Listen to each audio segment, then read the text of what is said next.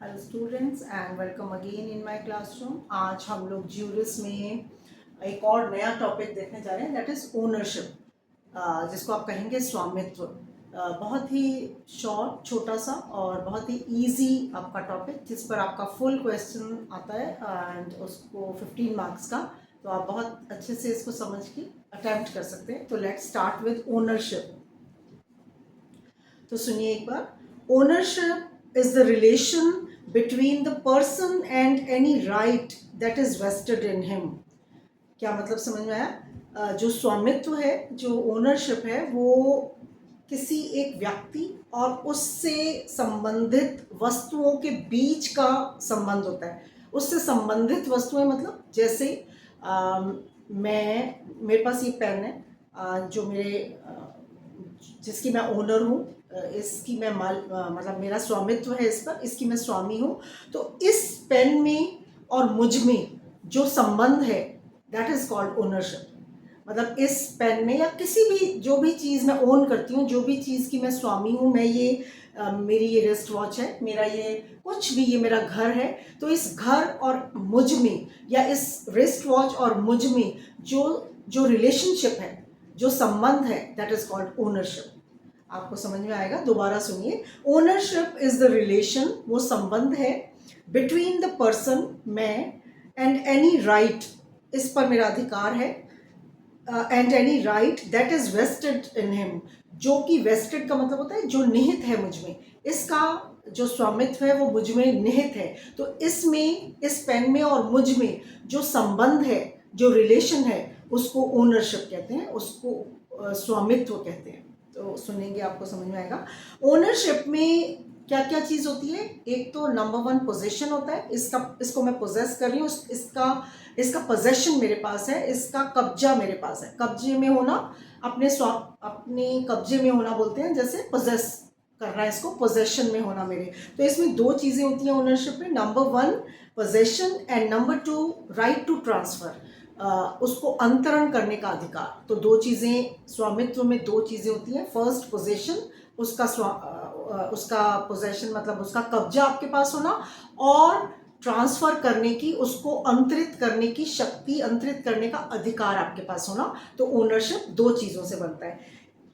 इसमें इंक्लूडेड होता है, मतलब दोनों चीज़ इसमें इंक्लूड होती हैं। एक बहुत सारी डेफिनेशंस आपको मिलेंगी, इसमें सबसे इम्पॉर्टेंट और सबसे जो पूरे ओनरशिप को कवर करती है जो डेफिनेशन, वो ऑस्टिन की है। तो वो मैं डिटेल में आपको एक डेफिनेशन उसकी डिटेल में समझा दूंगी।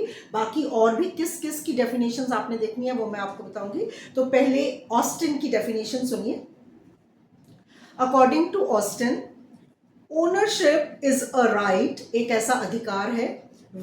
Ownership is a right avails against the world.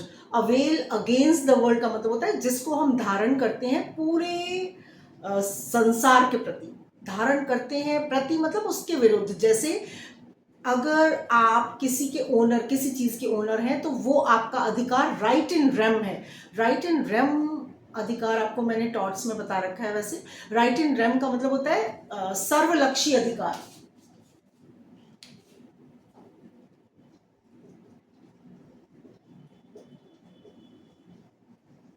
Right in rem का मतलब है सर्वलक्षी।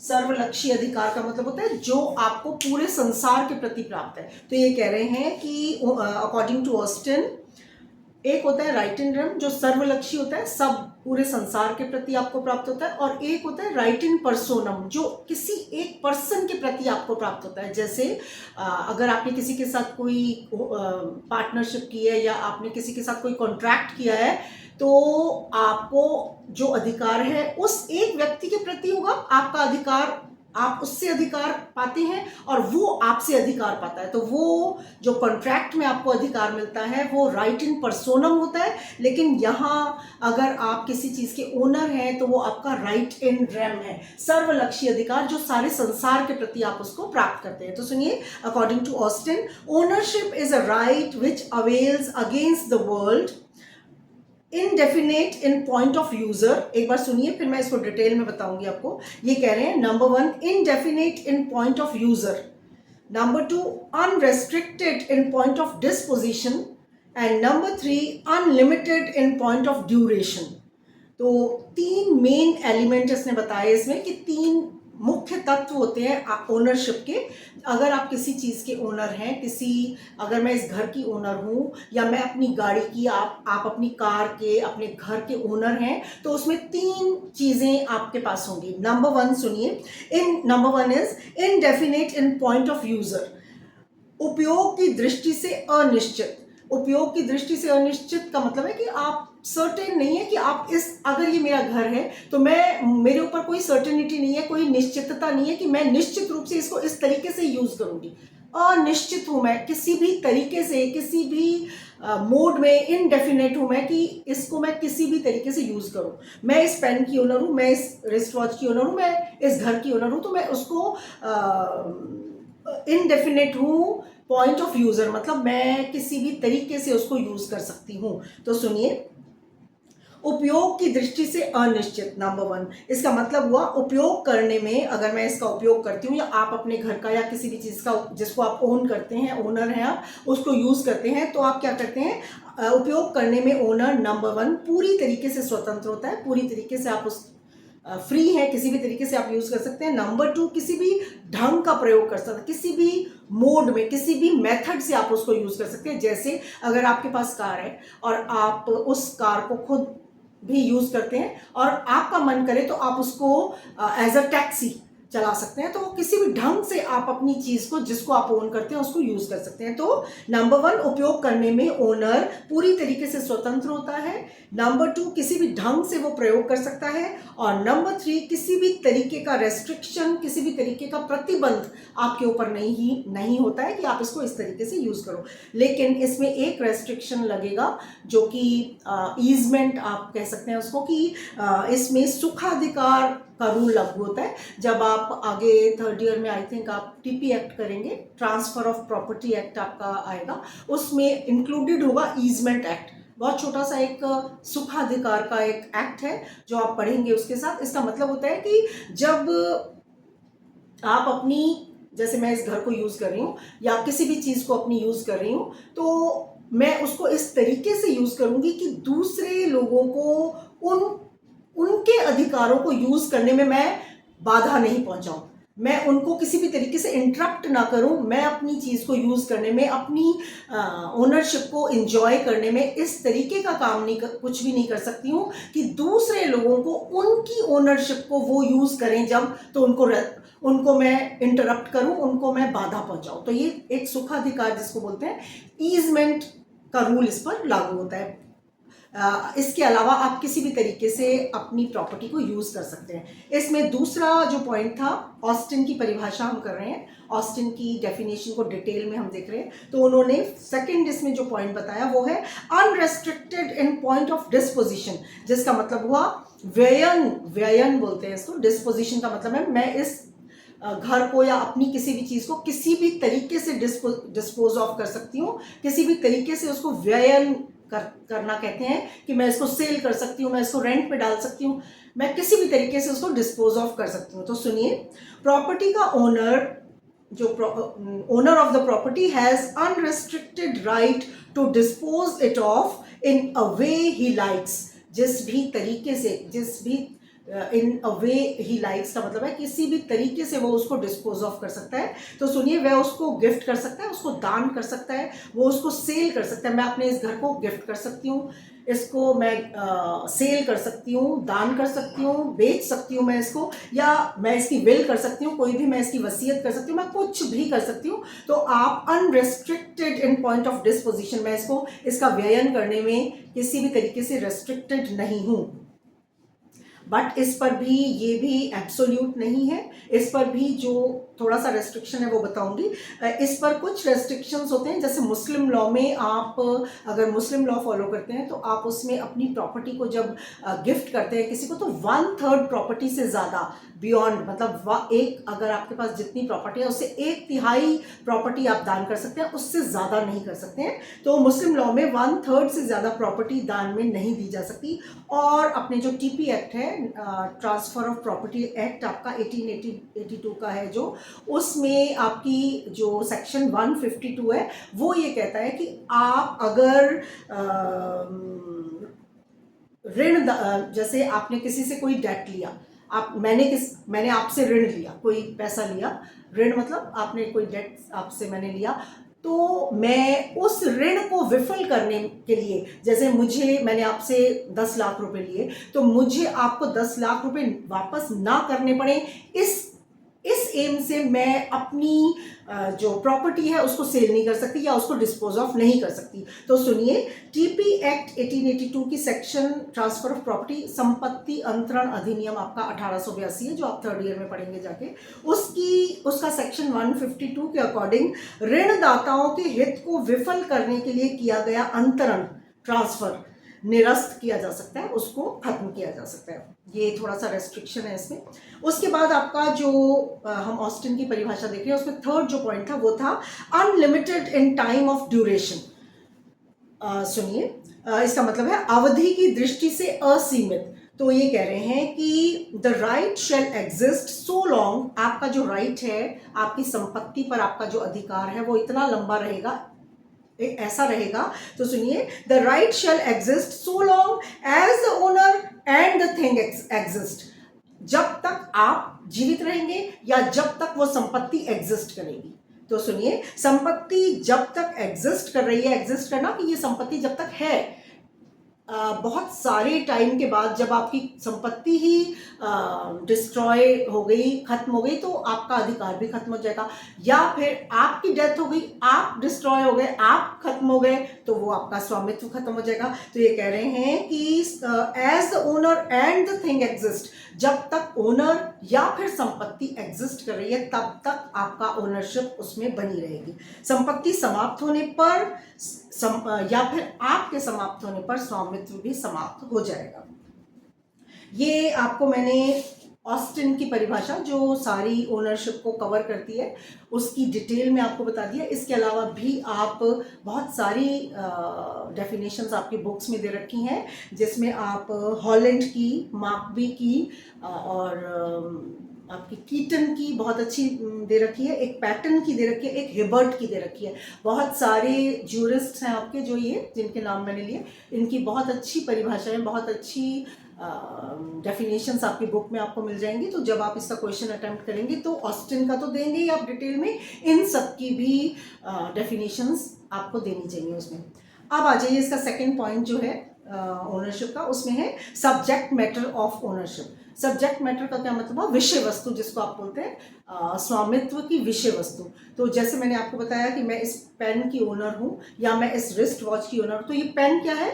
दिस इज विषय वस्तु, this wrist watch is subject matter of the ownership. Subject matter मतलब वो चीज, वो वस्तु जिस पर जिसके आप ओनर हैं। तो सुनिए, स्वामित्व की विषय वस्तु संपत्ति होती है, ये मेरी संपत्ति है, ये भी मेरी संपत्ति है, घर मेरी संपत्ति है, तो ये सब विषय वस्तु हैं, ये सब सब्जेक्ट मैटर हैं ओनरशिप के। तो ये कह रहे हैं कि स्वामित्व की विषय वस्तु प्रॉपर्टी होती है, संपत्ति होती है। इसमें मूवेबल, इमूवेबल, जिसको आप चल और अचल कहते हैं, कॉर्पोरल, इनकॉर्पोरल, सभी तरीके की। कॉर्पोरल होता है मूर्त या अमूर्त, जिसको आप, मूर्त मतलब जिसको आप देख सकते हैं, अमूर्त जिसको आप नहीं देख सकते हैं, मैं आपको डिटेल में बाद में बताऊंगी। तो ये सब चीज़ें हैं, इसमें इसकी विषय वस्तु होती हैं। तो इसके बाद आपका पॉइंट एक और आएगा जो है essentials of ownership. Essentials of ownership का मतलब है स्वामित्व के जरूरी तत्व या लक्षण, जिसको आप बोलेंगे, लक्षण मतलब सिम्टम्स। सिम्टम्स मतलब कि असेंशियल्स ऑफ ओनरशिप का मतलब है कि पहले आप टॉपिक को समझा करें कि हम करने क्या जा रहे हैं। असेंशियल्स ऑफ ओनरशिप का मतलब हुआ कि कब आप, ऐसे कौन से तत्व की हम बात करेंगे कि आप इस चीज़ के ओनर हो जाएंगे। किसी भी चीज़ के आप ओनर कब हो जाएंगे, उसमें क्या क्या असेंशियल्स चाहिए, आपको क्या क्या तत्व चाहिए, तब आप किसी चीज़ के ओनर हो जाएंगे। तो सुनिए, नंबर 1, असेंशियल्स ऑफ ओनरशिप, स्वामित्व के जरूरी तत्व। Number 1 is owner has a right to possess the thing which he owns. सबसे पहला तत्व कि आप किसी चीज़ के ओनर हैं अगर, तो आप में ये तत्व, ये एक असेंशियल, ये एक ज़रूरी चीज़ होनी चाहिए कि आप उसे पोजेस करें। पोजेस का मतलब आपके कब्जे में होना चाहिए, पोजेशन आपके पास होना चाहिए, कब्जे में। अब ये पेन मेरे कब्जे में है, मेरे हाथ में है, तो मैं इसकी मालिक हूँ। ये घड़ी मेरे हाथ में है, इस घर में मैं रह रही हूँ, तो ये मेरी ओनरशिप इसमें है। तो ये पोजेस करना, पोजेस करने का मतलब है कि उसको अपने कब्जे में रखना। तो सुनिए, पोजीशन ज़रूरी नहीं कि अब जैसे अगर ये पेन आप मेरे से ले लेंगे कुछ देर के लिए, तो क्या मैं इसकी ओनर नहीं रहूँगी? ओनर रहूँगी, पोजीशन भी मेरा रहेगा, बट इसका पोजीशन इमीडिएट नहीं होगा। इमीडिएट पोजीशन का मतलब है कि जैसे ये मेरे पास है, मेरे हाथ में है, अगर मैंने ये आपको दे दिया तो मालिक, ओनर मैं ही रहूंगी, बट इमीडिएट पोजीशन मेरे पास नहीं होगा। तो ये कह रहे हैं कि जरूरी नहीं है कि इमीडिएट पोजीशन ही हो, लेकिन पोजेशन होना जरूरी है। डजेंट मैटर कि इमीडिएट ही हो। इमीडिएट का और मतलब समझ में कैसे आएगा आपको? जैसे मैं इस घर में रह रही हूँ, मेरा घर है ये, मैं पोजेस कर रही हूँ इसको, लेकिन एक घर और है मेरा जिसकी भी ओनर मैं हूँ, लेकिन मैंने वो आपको रेंट पे दे दिया, आप उसमें रह रहे हैं, लेकिन अब क्या हुआ कि उस घर पे मेरा इमीडिएट पोजेशन नहीं है। इमीडिएट पोजेशन, तात्कालिक कब्जा, हाँ जी, जिसको कहते हैं तात्कालिक कब्जा। तो तात्कालिक कब्जा मेरा उस पर नहीं है, बट फिर भी ओनर मैं रहूंगी। तो इसमें ये कह रहे हैं कि पोजेशन आपका होना चाहिए, भले ही पोजेशन इमीडिएट नहीं है। तो अब जैसे मैंने आपको अपना घर रेंट पे लिमिटेड टाइम के लिए दे दिया, तो उस पर मेरा इमीडिएट या तात्कालिक कब्जा नहीं भी है, तो भी ओनरशिप मेरी ही रहेगी। तो ये कह रहे हैं कि फर्स्ट जो असेंशियल है वो पोजेशन है, जो ज़रूरी तत्व है ओनरशिप के लिए वो पोजेशन है, भले ही वो तात्कालिक न भी होगा तो भी चलेगा। तो एक सुनिए, पोजेशन इमीडिएट नहीं है, बट फिर भी वह ओनर रहेगा अगर उसे रॉन्गफुली डिप्राइव ऑफ कर दिया गया है। रॉन्गफुली डिप्राइव कर देना का मतलब है जैसे कार मेरी है, कोई भी गाड़ी मेरी है, बाहर खड़ी है, अगर वो उसको मुझसे दूर कर दिया गया है, डिप्राइव का मतलब है दूर कर देना। दूर कौन कर देगा? चोर। अगर वो चोरी हो गई कार और मुझसे दूर कर दी गई, तब भी मैं उसकी ओनर रहूंगी। तो ये कह रहे हैं कि अगर तात्कालिक कब्जा आपके पास नहीं भी है तो भी आप उसके आपकी ही ओनरशिप रहेगी। तो कब्जा होना जरूरी है, तात्कालिक कब्जा होना नहीं भी है तो भी चलेगा। तो ये कह रहे हैं कि दो चीज़ें हैं इसमें, आपको रॉन्गफुली डिप्राइव कर दिया गया, रॉन्गफुली डिप्राइव करना, दूर कर देना, मेरी कार चोरी हो गई, और अगर मैंने इच्छा से टेम्परेरीली अपना कब्जा छोड़ दिया। कब छोड़ दिया? जैसे मैंने आपको अपना घर दे दिया, जो घर मेरा मुझे एक्स्ट्रा पड़ा था वो मैंने आपको उसका कब्जा, तात्कालिक कब्जा आपको दे दिया। मेरा तात्कालिक कब्जा अब उस पर नहीं है, फिर भी मैंने अपनी मर्जी से भी अगर उसको टेम्परेरीली छोड़ दिया है तो भी मैं उसकी ओनर मानी जाऊंगी। तो फर्स्ट जो असेंशियल, फर्स्ट जो ज़रूरी चीज़ इसमें है, कब आप ओनर माने जाएंगे, उसमें पहली चीज़ है कब्जे का होना। और नंबर 2 उसमें क्या होना चाहिए? The owner has the right to use and enjoy the thing owned. आपको पूरी लिबर्टी, जो मैंने आपको बता दी है कि आपको पूरी लिबर्टी, पूरा स्वतंत्रता पूरी होनी चाहिए कि आप उसे किसी भी तरीके से इंजॉय करें, भले ही उसको right to manage the thing, किसी भी तरीके से उसको आप मैनेज करें, right to get income from it. मैं जैसे आपको किराए पे दे दूंगी तो मैं उससे इनकम गेन करूंगी, तो मैं किसी भी तरीके से उसको इंजॉय कर सकती हूँ। And right to decide how it shall be used, मतलब मुझे ये फ्री हूँ मैं इसको डिसाइड करने में कि इसको किस तरीके से यूज़ किया जाएगा। तो ये सब चीज़ें अगर मेरे पास हैं तो मैं उसकी, जैसे ये कह रहे हैं right to decide how it shall be use. जैसे मैंने अभी आपको बताया कि अगर मेरे पास कार है तो मैं उसको भले ही खुद के लिए रखूँ या मैं उसको एज अ टैक्सी चला दूँ, तो वो मेरी मर्जी है। तो ये सब चीज़ें अगर मेरे पास हैं, मैं इसको इंजॉय कर रही हूँ, इन सब चीज़ों को, इस फ्रीडम को, तो मैं उसकी ओनर मानी जाऊँगी।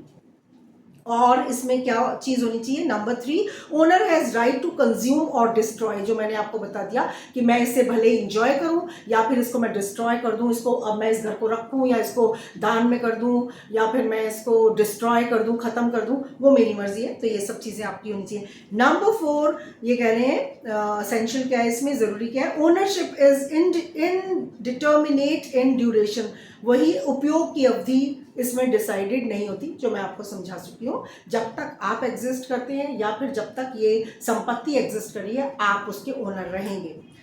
Those who are not owners, जो इस संपत्ति के ओनर नहीं होते, सुनिए, those who are not owners may be entitled to possess, वो हो सकते हैं एंटाइटल्ड। एंटाइटल्ड का मतलब होता है हकदार, वो उस संपत्ति को पोजेस करने में, वो उस संपत्ति को अपने कब्जे में रखने के लिए एंटाइटल्ड हो सकते हैं, हकदार हो सकते हैं। और यूज अ थिंग, या फिर उसको यूज करने के लिए एंटाइटल्ड हो सकते हैं फॉर अ लिमिटेड पीरियड, बहुत मतलब एक लिमिटेड पीरियड के लिए हो सकते हैं। जैसे अगर मैंने आपको किराए पर घर दिया, या फिर मैंने टैक्सी को किराए पर अपनी कार को टैक्सी चलाने को दे दिया, तो वो एक लिमिटेड पीरियड होता है, वो अनलिमिटेड पीरियड नहीं होता। तो ये कह रहे हैं those who are not owners may be entitled to possess और use a thing for a limited period, but owner can use it for unlimited period. लेकिन जो ओनर है वो उसे अनलिमिटेड पीरियड पर तक यूज कर सकता है। तो ये स्वामित्व के जरूरी तत्व थे, असेंशियल्स फॉर ओनरशिप थे, जो 3-4 आपको मैंने बताया। इसके बाद आ जाइए काइंड्स ऑफ ओनरशिप, कितने प्रकार की स्वामित्व होता है। तो इस पे आ जाइए। नंबर 1 मैंने आपके लिए लिख कर रखा है। नंबर फर्स्ट है इसमें कॉर्पोरल एंड इनकॉर्पोरल ओनरशिप, जिसको आप कहेंगे मूर्त या अमूर्त। मूर्त या अमूर्त, बस आप समझ जाएंगे। मूर्त या अमूर्त होता है, जैसे मूर्त का मतलब होता है जिसको आप विजिबल होता है, जिसको आप देख सकते हैं। जैसे कोई चीज, जैसे आप इसको देख पा रहे हैं, या इस रिस्ट वॉच को, या इस घर को देख पा रहे हैं, वो विजिबल होता है, उसको बोलते हैं कॉर्पोरल। और जो इनकॉर्पोरल होता है, जो अमूर्त होता है, जिसको आप नहीं देख पाते हैं, वो चीज की भी आप स्वामी होते हैं। जैसे जब आप किसी शॉप को, जैसे कोई शॉप सेल में है, आप उसको खरीदने जाते हैं, तो जो उस शॉप को देख रहे हैं आप, उसकी जो बिल्डिंग है, उसकी कीमत आपको बताई गई 1 लाख, जितनी भी बताई गई, जैसे 10 लाख रुपए बताई गई। 10 लाख की आपने एक शॉप खरीदने के लिए आप गए, और उस शॉप का जो बिल्डिंग है सारी जो दिख रहा है आपको, उसकी कीमत आपको बताई गई 10 लाख रुपए, 10 लाख आपको बताया गया। और उसका जो गुडविल थी, जो वो चल रही है दुकान, या उसका जो नाम है, और जो पूरे शहर में सब आपकी सिटी में वो चल रही है, और उसकी जो गुडविल है, गुडविल का मतलब होता है, उस गुडविल को गुडविल ही बोलेंगे, कि आपको जो उसका नाम और वो चलती हुई दुकान आपको दी गई है, तो उसकी जो बिल्डिंग है दैट इज विजिबल, उसके 10 लाख रुपए बोले गए, और उसकी गुडविल के आपको 5 लाख रुपए बोले गए। तो 15 लाख में आपको वो शॉप खरीदनी पड़ेगी। तो विजिबल कॉर्पोरल वो शॉप की बिल्डिंग, और इनविजिबल कॉर्पोरल अमूर्त उसकी गुडविल। गुडविल जो आपको दिखाई नहीं दे रही, बट वो उसके भी आप ओनर हो जाएंगे, तो वो स्वामित्व भी आपको मिलेगा, तो उसकी अलग से कीमत है। तो सुनिए, विजिबल में जैसे जो मूर्त है, कॉर्पोरल है, दैट इज विजिबल या मूर्त, जिसको देखा जा सकता है। जैसे लैंड, बिल्डिंग, गुड्स मतलब जो भी सामान, कोई भी चीज, जैसे चेयर, टेबल, वॉच, कुछ भी जो दिखता है दैट इज मूर्त, विजिबल। और जो अमूर्त है उसमें आएगा इनविजिबल, जो होता है, जो देखा नहीं जा सकता, दैट इज पेटेंट राइट। जैसे आप सुनते हैं कि पेटेंट राइट है इनका, पेटेंट, गुडविल और ट्रेडमार्क जो होता है, और कॉपीराइट्स वगैरह जो होते हैं, जो जिनको देखा नहीं जा सकता, वो अमूर्त में या इनकॉर्पोरल स्वामित्व में आते हैं। उसके बाद सेकंड है आपका सोल एंड को ओनरशिप, जिसको आप कहेंगे एकल और सह स्वामित्व। सोल तो जो समझते हैं कि एक व्यक्ति जिसमें इंडिविजुअल ओनर होता है, तो दैट इज सोल ओनरशिप होती है, जिसमें एक ही व्यक्ति ओनर होता है। और जिसमें बहुत सारे, एक से ज्यादा ओनर होते हैं, जैसे पार्टनरशिप, आप इसका बहुत अच्छा एक एग्जांपल देख सकते हैं। को ओनरशिप का जो एग्जांपल आपको मैं दूंगी वो पार्टनरशिप है। पार्टनरशिप में एक ही चीज के बहुत सारे ओनर होते हैं, तो दैट इज कॉल्ड को ओनरशिप, जिसको आप कहेंगे हिंदी में आप कहेंगे सह स्वामित्व और एकल स्वामित्व। इसके बाद आ जाइए, थर्ड है जो legal and equitable. Legal and, जिसको आप कहेंगे विधिक और साम्यिक, इसको बोलेंगे आप साम्यिक। विधिक, इसको तो आप विधिक बोलेंगे, इसको साम्यिक, दैट इज साम्यिक। तो फर्स्ट जो आपका थर्ड है वो है legal and equitable ownership. Legal and equitable ownership कैसे समझेंगे? साम्यिक का मतलब होता है साम्य से, जिसको आप लेंगे ये समानता वाला साम्य नहीं है। जैसे मैं आपको समझाती हूँ, जैसे साम्य कैसे कहूँगी आपको मैं, जैसे आपने मुझसे डेट लिया, 1 लाख रुपए मैंने आपको दिए, तो वो 1 लाख रुपए के मैं तो लीगल ओनर रहूंगी और आप साम्यिक इक्विटेबल ओनर हो जाएंगे उसके। हैं दोनों ही लीगल ओनरशिप्स, बट इसको मेरी ओनरशिप को कि मेरा, भले ही मैंने आपको 1 लाख रुपए आपको दे दिए, वो आपके पोजीशन में चला गया, लेकिन उसके आप जो ओनर होंगे वो इक्विटेबल ओनरशिप कहलाएगी और मेरी ओनरशिप लीगल ओनरशिप कहलाएगी, विधिक स्वामित्व कहलाएगा और आपका साम्यिक स्वामित्व कहलाएगा। तो सुनिए, in many cases equity recognises ownership but law does not. कभी कभी ऐसा होता है इक्विटी रिकॉग्नाइज करती है ओनरशिप की, इसके पास पैसा तो इसके पास पड़ा है, मेरे पास नहीं है, बट लॉ डज नॉट कि लीगल ओनर मैं ही रहूंगी लेकिन इक्विटेबल आप हो जाएंगे, दिखाई वो आपके पास देगा लेकिन लीगल ओनर मेरे ओनरशिप मेरे पास ही रहेगी। तो सुनिए, where a debt is orally assigned by A to B, A ने बी को दे दिया, A remains the legal owner, मैं अभी भी उसकी लीगल ओनर विधिक स्वामी रहूंगी, A remains the legal owner of it but B become equitable owner of it। उस संपत्ति का आप इक्विटेबल या साम्यिक स्वामी हो जाएंगे और मैं लीगल ओनर रहूंगी। एक ही संपत्ति के दो ओनर हो गए। Rights of both A and B are legal rights but the ownership of A is legal while B is equitable. मेरी जो मैंने आपको दिया, मैं लीगल ओनर हूं और आप इक्विटेबल ओनर या साम्यिक स्वामी कहलाएंगे। इसके बाद फोर्थ है आपका एब्सोल्यूट एंड लिमिटेड ओनरशिप, जिसको आप कहेंगे पूर्ण और सीमित ओनरशिप, जो आपको मैंने अभी पहले बताया हुआ है। एब्सोल्यूट ओनरशिप में जो पूर्ण स्वामित्व है उसमें एक ही व्यक्ति में स्वामित्व निहित होता है। पब्लिक इंटरेस्ट में हो सकता है कि उस पर थोड़े रेस्ट्रिक्शंस या उसके ऊपर कुछ बंधन लगा दिए जाएं, बट वैसे इस पर एब्सोल्यूट ओनरशिप में कोई भी रेस्ट्रिक्शन नहीं होता। उसको आप डिस्पोजिशन की मतलब किसी भी तरीके से डिस्पोज ऑफ कर सकते हैं, किसी को भी कब्जे में उसको दे सकते हैं, कुछ भी आप कर सकते हैं। जैसे मैंने आपको बताया, किसी भी तरीके का रेस्ट्रिक्शन आपके ऊपर नहीं होता। व्ययन की दृष्टि से, पोजेशन की दृष्टि से, उपभोग की सारी शक्तियां आपके पास होती हैं, अनलिमिटेड होती हैं। लेकिन लिमिटेड जो ओनरशिप है उसमें ये शक्तियां असीमित नहीं होती हैं, लिमिटेड होती हैं। जैसे जिसको आप समझ सकते हैं कि जैसे मैं ओनर हूँ इस घर की और आप रेंट पे हैं, तो मेरा तो एब्सोल्यूट ओनरशिप है और आपका लिमिटेड ओनरशिप है। तो वही बात होगी जो मैं आपको समझा चुकी हूँ। तो आपकी उसी ड्यूरेशन भी आपका लिमिटेड होगा और अनलिमिटेड नहीं हो सकेगा। तो वो that is called absolute and limited ownership. उसके बाद है आपका vested and contingent. Vested and contingent का मतलब होता है, वेस्टेड का मतलब होता है निहित, आप में निहित है, और कंटिंजेंट का मतलब होता है समाश्रित, जिसको आप बोलेंगे, इसका मतलब है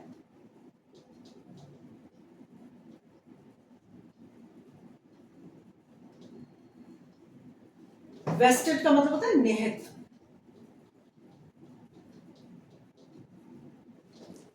निहित का मतलब है, जैसे मैंने आपको को पार्सनरी कराई थी जब हिंदू लॉ में, तो उसमें मैंने आपको बोला था कि आप जब हिंदू जॉइंट फैमिली में एक मेल जन्म लेता है बाय बर्थ, तो उसका अंश, उसका जो संपत्ति में पार्ट है वो उसको निहित हो जाता है। तो जन्म लेते ही उसका जब पार्ट उसमें निहित उसमें चला गया तो दैट इज कॉल्ड निहित, दैट इज कॉल्ड वेस्टेड, कि उसके अंदर निहित है, उसने जन्म लिया और निहित हो गया। और समाश्रित का मतलब हुआ, जैसे आप नाम से समझ रहे हैं, सम आश्रित, सम प्लस आश्रित। सम का मतलब हिंदी वाला सम, कि किसी चीज पर आश्रित है, वो किसी कंडीशन पर आपका जो ओनरशिप है वो आश्रित है। तो सुनिए, जैसे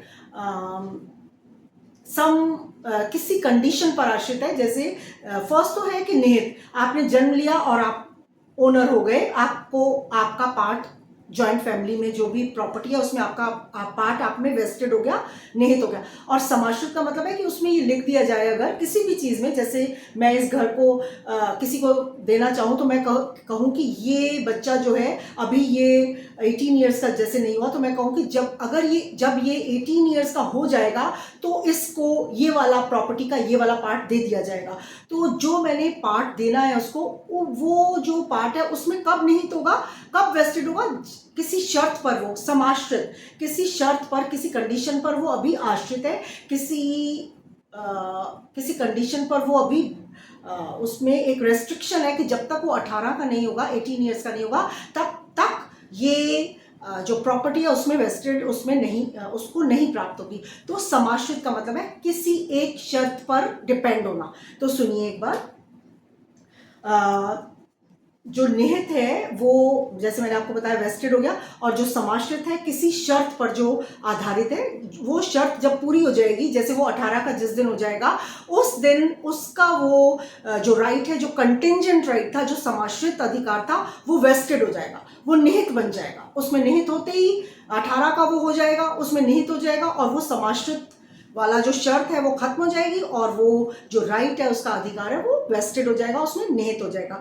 तो ये कह रहे हैं कि जो प्राप्त स्वामित्व है, जो is property is vested, is है वो है वेस्टेड, और जो वुड भी है, जो होगा किसी शर्त पर आधारित, जैसे 18 का वो होगा तब, तो वो वुड भी है। समाश्रित इज वुड बी, हो जाना, हो जाएगा जब वो शर्त पूरी हो जाएगी, जब वो 18 का पूरा हो जाएगा। कोई भी शर्त हो सकती है, मैंने आपको एग्जाम्पल के लिए बताया कि 18 का जब होगा, तो जब वो 18 का हो जाएगा, ये शर्त जो है, जो कंडीशन है, दैट इज कॉल्ड समाश्रित, that is called would B.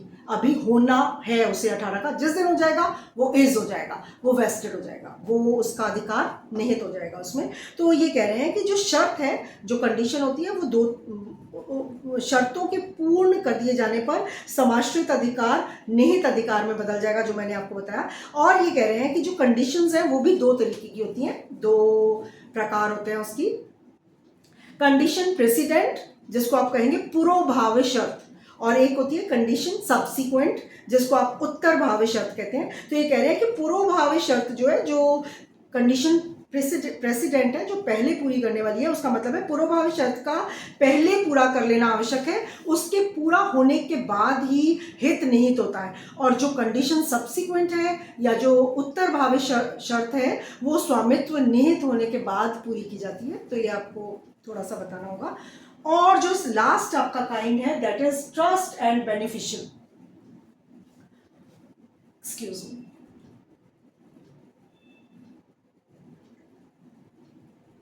Sorry, जो आपका 6th काइंड है, प्रकार है, वो है ट्रस्ट एंड बेनिफिशियल। ट्रस्ट से आप क्या समझते हैं? ट्रस्ट का मतलब होता है, जैसे आपने बहुत सुना होगा कि ट्रस्ट बनी हुई है। ट्रस्ट का मतलब है, जैसे मेरे पास एक लैंड पड़ी है, या कुछ भी मेरी प्रॉपर्टी पड़ी है, तो मैं उस प्रॉपर्टी को कुछ लोगों को, थोड़े से लोगों को दे दूंगी, उनको मैं ट्रस्टीज कहूंगी। उन ट्रस्टीज को मैं इस कंडीशन पर दे दूंगी कि आप मेरी इस प्रॉपर्टी को बहुत सारे लोगों के बेनिफिट के लिए यूज करें। तो इसमें दो ओनर हो गए, मैंने तो अपनी दे दी प्रॉपर्टी, तो दो ओनर हो गए इसके। फर्स्ट ट्रस्टीज हो गए, जिनको मैंने दी इस कंडीशन पर कि आप इसको यूज करेंगे, मेरी इस प्रॉपर्टी को यूज करेंगे बहुत सारे लोगों के हित के लिए, बहुत सारे लोगों के फायदे के लिए, उनके बेनिफिट के लिए। तो दो ओनर हो गए, number 1 trustees and number 2 beneficiaries. Beneficiaries को आप बोलेंगे बेनिफिशरीज, हितप्रद स्वामित्व इसको बोलते हैं, जो जिनको बेनिफिट दिया जाता है बहुत सारे लोगों का को। तो इसमें सुनिए, इसमें ट्रस्टीज ट्रस्ट की प्रॉपर्टी के ओनर होते हैं, और बेनिफिशरीज जो हितप्रद लोग हैं, जिनके फायदे, जिनके हित के लिए उन्होंने काम करना है, उनको भी बेनिफिशियल ओनरशिप में रखा जाता है। बेनिफिशियल हितप्रद, जिसको आप कहेंगे स्वामित्व, बेनिफिशियल ओनरशिप इसको कहेंगे, ये जो मैंने लिखा है बेनिफिशियल ओनरशिप। तो एक ट्रस्टीज हुए ओनर, और एक बेनिफिशरीज ओनर हो गए। तो ये कह रहे हैं, it means trust property is owned by 2 persons at the same time. एक टाइम पर ही दो इसके ओनर हो जाते हैं।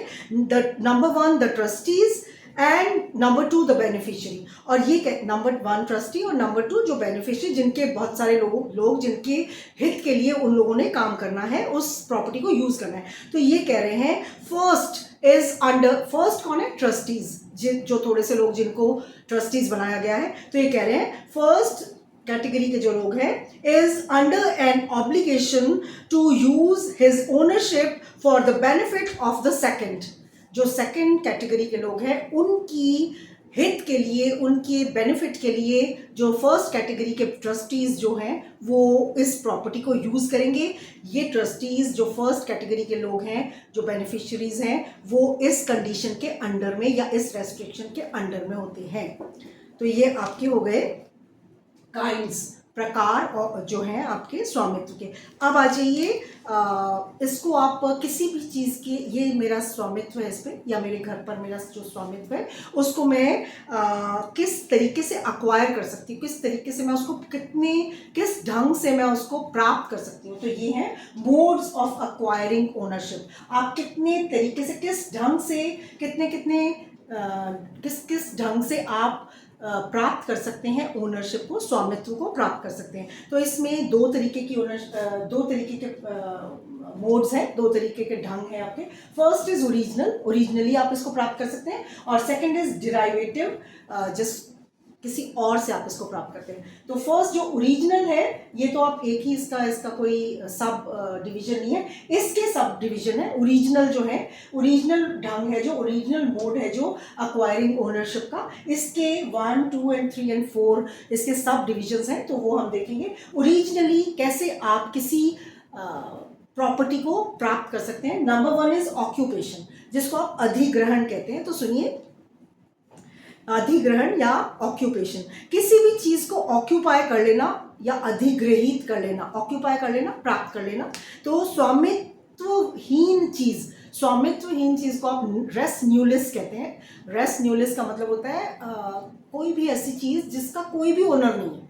तो जैसे मैं क्लास में बच्चों को ऐसे बताती हूँ कि जैसे ये चेयर खाली पड़ी है, तो अगर कोई आकर इस पे बैठ जाएगा तो वो रेस न्यूलिस, किसी का बैग रखा है तो वो रेस्ट न्यूलिस नहीं कहलाएगी, तो वो किसी बच्चे की, किसी स्टूडेंट की सीट है। लेकिन अगर उस पर किसी का भी कुछ नहीं रखा हुआ तो वो सीट रेस्ट न्यूलिस है, वो स्वामित्वहीन एक वस्तु है। तो आप उसको जब प्राप्त करते हैं तो ये मौलिक ढंग है किसी भी चीज़ को प्राप्त करने का। जैसे किसी भी खाली जगह को जिसका कोई भी ओनर नहीं है उसको प्राप्त कर लेना, दैट इज कॉल्ड रेस न्यूलिस को। तो ये ओरिजिनल ढंग है किसी भी चीज़ पे स्वामित्व का। तो सुनिए, किसी भी चीज़ को ऑक्यूपाई कर लेना या अधिग्रहित कर लेना बोलते हैं इसको।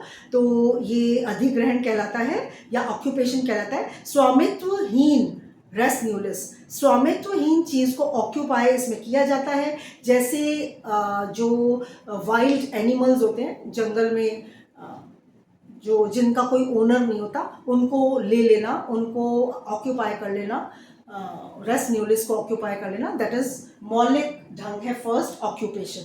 उसके बाद सेकंड है आपका स्पेसिफिकेशन, विशिष्टीकरण।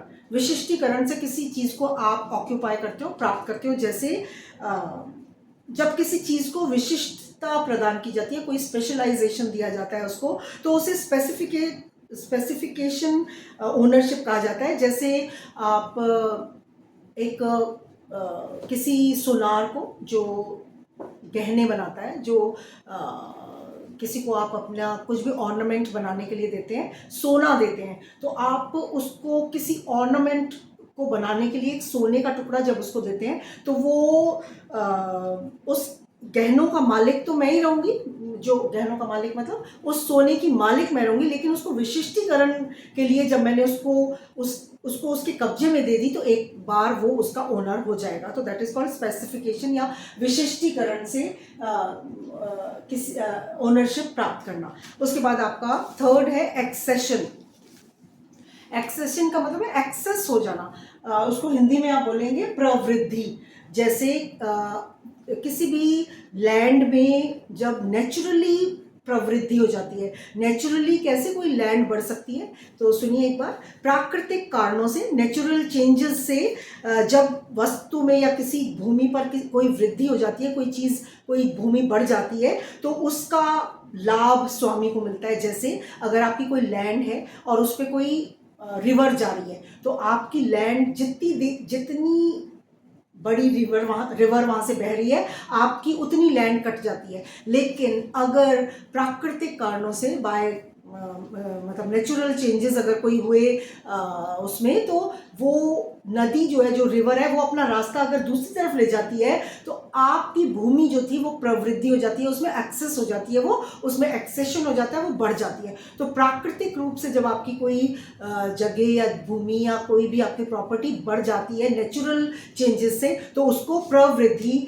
या एक्सेशन कहा जाता है। उसके बाद आपका फोर्थ है प्रेस्क्रिप्टिव राइट, जिसको आप कहते हैं भोगाधिकार। भोगाधिकार का मतलब है किसी भी लैंड को जब आप बहुत टाइम तक उसका इसको मतलब आप कह सकते हैं कि किसी और की लैंड को जब आप बहुत टाइम तक यूज करते रहते हैं, तो उस पे आपका प्रेस्क्रिप्टिव राइट हो जाता है। जैसे सुनिए, प्रेस्क्रिप्टिव विक्रय, दान, इच्छा पत्र, उत्तराधिकार आदि से प्राप्त स्वामित्व। इसमें एक का स्वामित्व अच्छा डेराइवेशन वाला डेराइवेटिव, तो अच्छा ये मैं कुछ और बोलने लगी, सॉरी। भोगाधिकार, प्रेस्क्रिप्शन जो मैं बता रही हूँ आपको ये वाला, इसमें सुनिए, एक लंबे समय तक यदि किसी संपत्ति पर कब्जा बनाए रखते हैं तो हम उसके स्वामी मान लिए जाते हैं। तो जैसे मैंने आपको बताया कि जैसे आपका एक फार्म है, फार्म हाउस है, उसमें जाने का रास्ता आपके पास नहीं था, आपकी लैंड से आप नहीं जा सकते, हर जगह सबके फार्म हाउसेज हैं, और आपके लैंड से आगे का जो फार्म हाउस है, उसके ओनर ने जब आपको जाने का रास्ता दे रखा है अपने फार्म तक, आपको अपने फार्म तक जाने का रास्ता दे रखा है, तो जब आप उसकी लैंड पर बहुत टाइम तक, अनलिमिटेड टाइम से आप उस जाने के रास्ते को यूज कर रहे हैं, तो आप उस पर एडवर्स जो पोजीशन है, एडवर्स पोजीशन का मतलब होता है जिस पर आपका पोजीशन नहीं हो सकता था, वो आपकी जगह नहीं थी, लेकिन आपका उस पर पोजीशन हो गया, आपको वो कब्जा आपको उसका मिल गया, तो that is called adverse position. तो आपको उस पर चिर भोगाधिकार उसको बोला जाता है, भोगाधिकार, कि आप उसको भोग रहे हैं, उसको एंजॉय कर रहे हैं अनलिमिटेड टाइम से, तो आपका उस पर प्रेस्क्रिप्टिव राइट या भोगाधिकार प्राप्त आप उसको कर लेते हैं। तो दैट इज कॉल्ड, बहुत टाइम तक एडवर्स पोजीशन जब होता है, आप उस पर अपना राइट बना लेते हैं और आपको वो मिल जाता है। तो ये आपके 4 हो गए ओरिजिनल, जो मौलिक मोड्स थे, और एक आपका है डिराइवेटिव। डिराइवेटिव का मतलब होता है कहीं से प्राप्त करना। जैसे मैं आपको हमेशा बताती हूँ कि this term is derive from Latin term. जैसे आपको मैंने टॉट में बताया था कि टॉट जो टर्म है, लैटिन टर्म टॉर्टम से हमें derive from Latin term, derive का मतलब है प्राप्त करना, तो डिराइव फ्रॉम टॉर्टम या लैटिन टर्म, तो इसका मतलब होता है किसी कहीं से प्राप्त करना, तो दैट इज कॉल्ड डिराइवेटिव, या जिसको आप हिंदी में बोलेंगे व्युत्पन्न कर लेना या प्राप्त कर लेना। तो सुनिए, जैसे विक्रय, दान, इच्छा पत्र, उत्तराधिकार आदि से प्राप्त स्वामित्व। क्या समझ में आया आपको? विक्रय का मतलब सेल, आपने उसको सेल किसी ने किया और आपने प्राप्त कर लिया। दान, गिफ्ट में आपको मिला। इच्छा पत्र, विल से आपको मिला, किसी ने विल कर दिया आपके उसमें, या सक्सेशन से आपको मिला, उत्तराधिकार से मिला। तो इन सब से प्राप्त स्वामित्व को डिराइवेटिव ओनरशिप कहा जाएगा। इसमें एक का स्वामित्व समाप्त होता है और वो दूसरे में वेस्टेड हो जाता है, दूसरे में निहित हो जाता है। तो that is all about ownership, स्वामित्व, सब कंप्लीट आपका चैप्टर हो चुका है। आई थिंक आपको समझ में आया होगा। बहुत ही इजी सा एक टॉपिक है आपका, जिस पर फुल क्वेश्चन आपका 15 मार्क्स का आता है। तो आप इसको बुक में से बहुत अच्छे से रीडिंग लगाएंगे तो आपको ये फुल तैयार हो जाएगा। Thank you so much.